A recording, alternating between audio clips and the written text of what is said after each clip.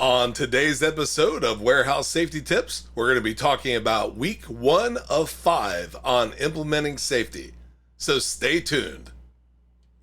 Welcome to Warehouse Safety Tips. If you're a seasoned vodcast viewer, this vodcast is going to be different from most that you watch.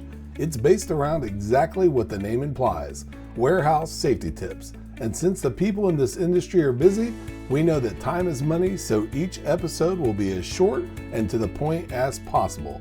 And now, with all that out of the way, let's get to the vodcast. Here at Warehouse Safety Tips, we're always looking for ways to help you make safety top of mind and always have it as something people are thinking about while they're doing their job. So if you're a safety coordinator, a safety manager, or staff that's in charge of safety for your facility, if you do either a pre or a post briefing on safety, it doesn't have to be long. Much like this particular broadcast, we try to keep things very high level and fast for you. So at the beginning of a shift, or again at the end of a shift, if you could do a very quick little safety briefing, it's going to be something that's going to absolutely make safety top of mind for your staff. So the very first thing we want to do is provide you a list of things that you can kind of talk about in these briefings. It's not the end all be all by any means, but it's going to be a great place to start. So the very first thing that we want to talk about is recent close calls or new protocols. So if you had something happen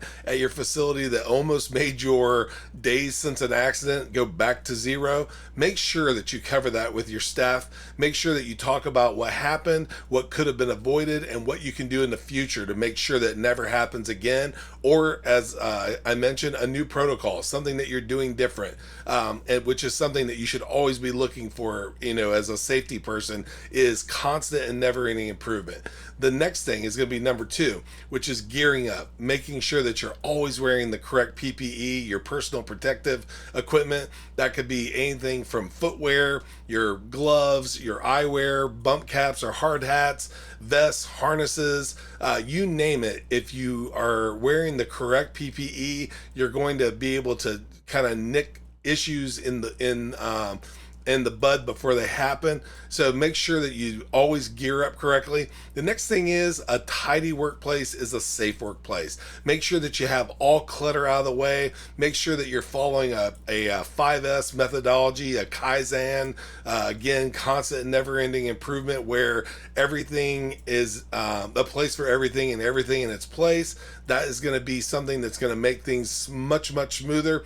The next thing is number 4. If you see something, say something. Speak up. Make sure that you tell the person that is in charge. That could be your safety coordinator. It might be management. Could be maintenance. But make sure that you always speak up. If you don't see that anything's being done, follow the chain of command and the correct protocols. But if something's not being done, make sure that you continually address it to the right people. And if the right people are not addressing it, always, again, follow the right protocol, but you can always go up to the next level. And last but not least, this is, again, not an end all be all. And this is certainly, again, last but not least, but make sure that you stay sharp. Make sure that you drink plenty of water, that you stay, fresh, you get a good night's sleep, and just always go into your job ready to go and, fresh, and that you are not impaired in any way,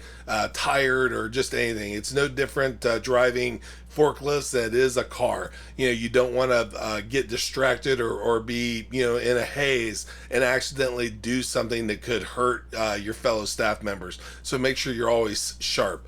If you do these things, again, it is not the end all be all. We want you to always follow the protocols and the steps of your specific facility, but this is going to be a great place to start.